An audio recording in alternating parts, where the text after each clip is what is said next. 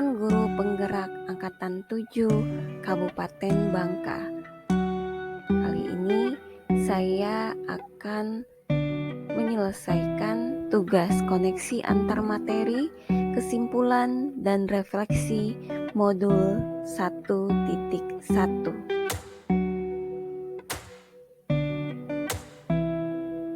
Refleksi sebelum mempelajari modul 1.1 yang saya pikirkan tentang murid dan pembelajaran di kelas adalah proses belajar yang berpusat pada guru. Saya berpikir bahwa siswa atau murid itu belajarnya harus sesuai dengan apa yang guru inginkan. Siswa hanya menerima pembelajaran dari guru, bagaimana cara guru menyampaikan, apa materi yang akan dipelajari, siswa akan menerimanya. Lalu rendahnya motivasi murid dalam belajar. Murid tidak bersemangat dalam belajar. Saat diberikan pembelajaran, mereka terlalu asik dengan kesibukannya masing-masing. Ada yang menggambar, ada yang ngobrol dengan teman sebangkunya, ada yang memperhatikan buku, tapi saat ditanya mereka tidak menjawab dengan baik. Lalu guru juga kurang memahami karakter murid.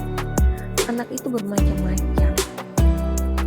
Ada yang bisa mempunyai kecerdasan auditori, ada yang visual, ada yang kinestetik. Terkadang saya memberikan pembelajaran itu secara menyeluruh, tidak memperhatikan karakter anak. Dan juga terkadang karena tuntutan KKM bahwa setiap siswa harus tercapai KKM-nya, maka saya mengupayakan bagaimana supaya murid itu tuntas secara materi, secara kognitifnya, secara pengetahuannya mereka tuntas. Dan pada akhirnya saya pun merasa bingung sendiri. Apa yang harus saya lakukan supaya anak-anak saya tuntas? Apa yang saya buat supaya anak-anak itu menarik dalam belajar? Dan bagaimana caranya? Nah, setelah mempelajari modul 1.1 tentang filosofi pemikiran Ki Hajar Dewantara, maka saya berpikir dan bersikap. Setelah saya mendapatkan pencerahan dari modul 1.1, saya melakukan dan saya memahami bahwa pembelajaran yang berpusat pada anak dan setiap anak itu berbeda sesuai dengan karakternya. Ada anak yang lahir di daerah pantai, karakternya sangat berbeda dengan anak yang lahir di daerah pemukiman penduduk atau daerah perkotaan. Minat belajar mereka pun tidaklah sama. Anak di daerah perkotaan, motivasinya sangat tinggi, lebih tinggi dibandingkan dengan anak yang tinggal di pedesaan. Terlebih dari latar belakang pendidikan keluarga, anak di daerah pedesaan, keluarganya sangat tidak mendukung bagaimana cara supaya anak tersebut bisa belajar dengan baik. Nah, melalui filosofi pemikiran Ki Hajar Dewantara, saya belajar bahwa guru bukanlah satu-satunya sumber anak untuk belajar. Anak bisa belajar dari mana saja, sesuai dengan kodrat zaman dan kodrat alamnya.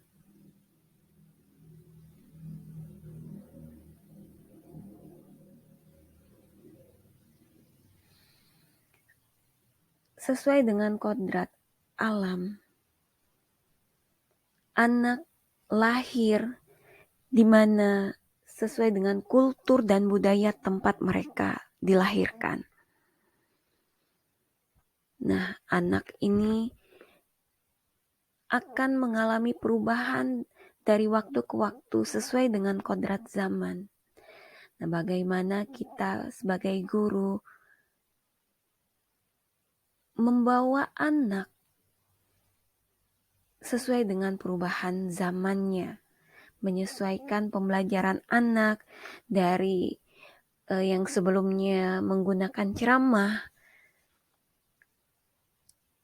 membuat pembelajaran yang menarik sehingga anak mempunyai motivasi dalam belajar. Salah satunya dengan menampilkan video pembelajaran yang menarik minat siswa.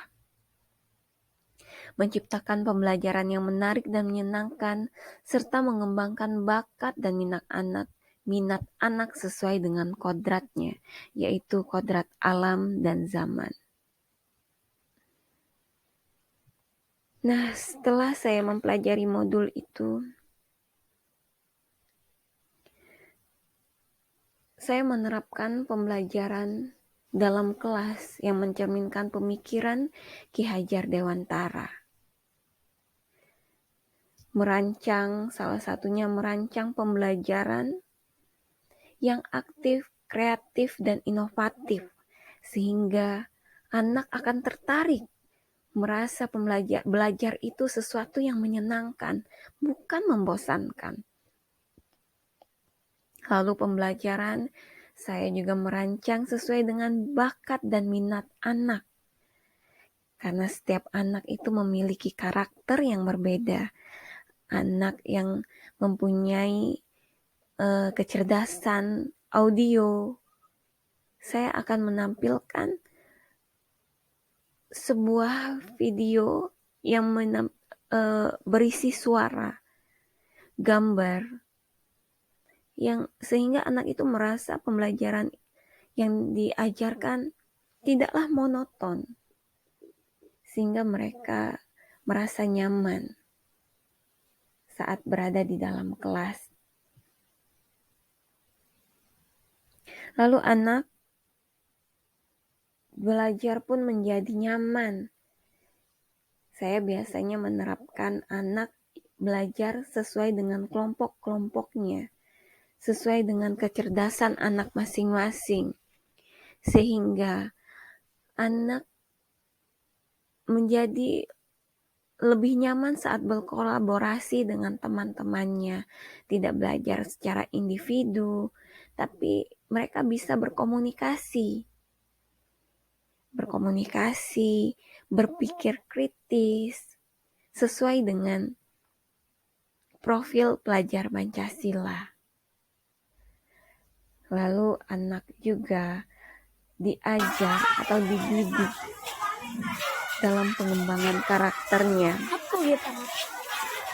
Anak yang berbudi, pekerti, maka mereka akan paham bagaimana berbuat baik terhadap sesama, menghormati orang yang lebih tua, menghormati temannya, lalu bersikap yang baik di dalam masyarakat.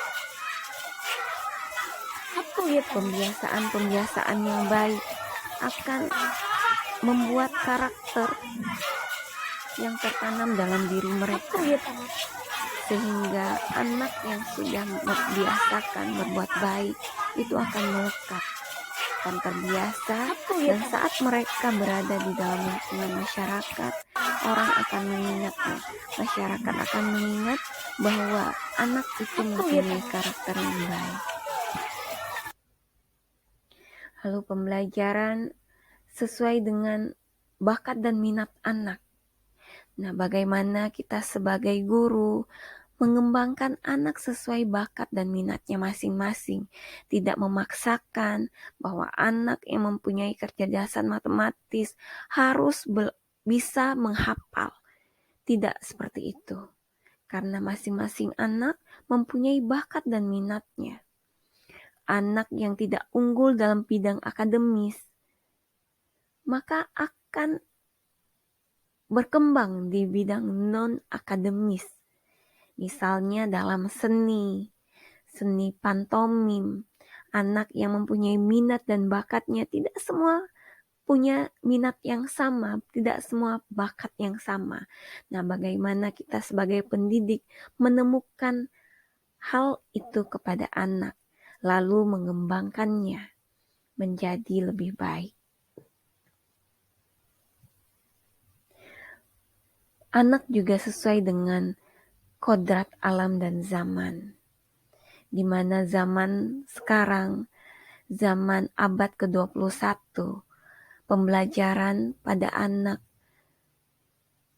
mengharuskan anak bisa dalam berkolaborasi, berpikir kritis, berkemampuan global, berkebinekaan global, dan memecahkan masalah. Keterampilan abad ke-21 ini sangat menunjang sekali dalam pendidikan anak, dalam pembiasaan anak sehari-hari. Karena bersaing dalam dunia global sekarang tidaklah mudah. Apalagi sekarang kita menghadapi krisis, tidak mudahnya lapangan pekerjaan.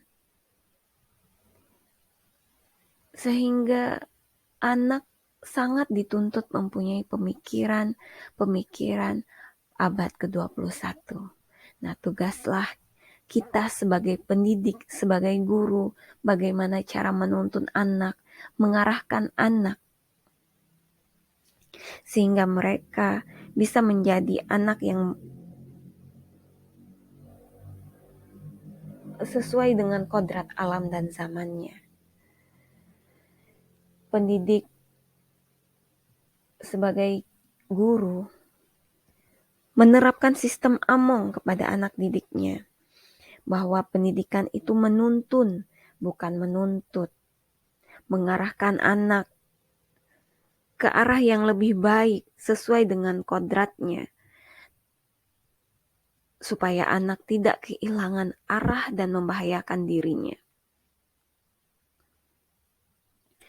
Pada zaman sekarang, banyak hal-hal baru yang tidak dipahami oleh anak-anak.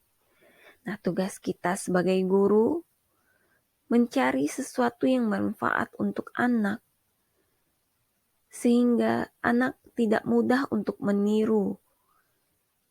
Dan sebagai pendidik, bagaimana kita menyelaraskannya agar anak dapat mengikutinya dengan baik.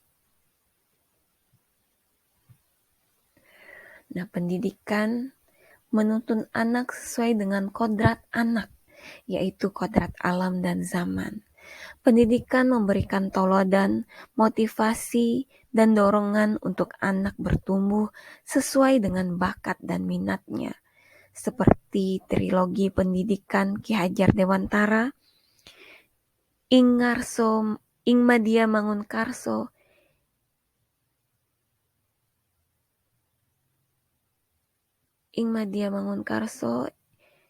Tut Uri Handayani. Ya, dengan arti bahwa pendidik itu memberikan teladan kepada anak-anak. Lalu pendidik juga memberikan motivasi supaya anak menjadi lebih nyaman, lebih tertarik untuk belajar, mengembangkan dirinya, mengembangkan bakat dan minatnya. Lalu bagaimana kita pendidik memberikan dorongan kepada anak-anak.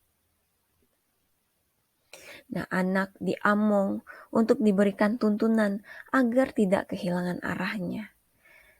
Dan membentuk karakter anak melalui pembiasaan yang baik. Pembiasaan berbuat baik kepada orang lain, jujur, bertanggung jawab, disiplin, akan lebih mudah tertanam menjadi karakter yang baik kepada anak. Pembiasaan-pembiasaan itu akan menjadi karakter untuk anak.